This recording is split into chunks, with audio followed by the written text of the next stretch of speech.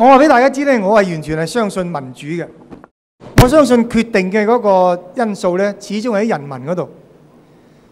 中國點解會變咗一黨專政咧？點解會係中國共產黨咧？呢個係人民嘅選擇，歷史嘅選擇，冇其他。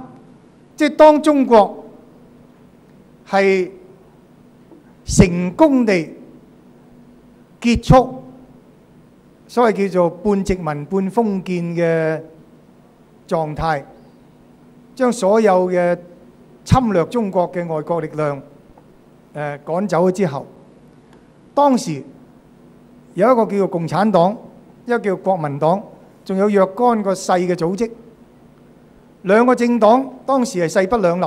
其中一個原因亦都係受呢個國際嘅環境影響。大家知道當時係美國係支持國民黨，當時嘅蘇聯係支持共產黨，全個世界正在進行一個兩大陣營即係所謂社會主義陣營同埋呢個資本主義陣營嘅一個對決。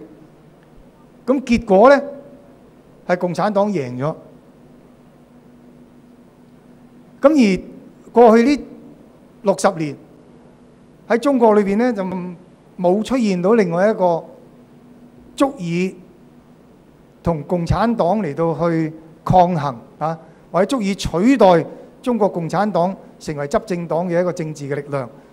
呢個歷史嘅發展係咁樣，但係呢個唔係永遠嘅我係好相信呢，而家隨住中國嗰個經濟嘅發展，中國社會嘅多元化呢，政治亦會遲早會出現一個多元化局面。呢個係我相信。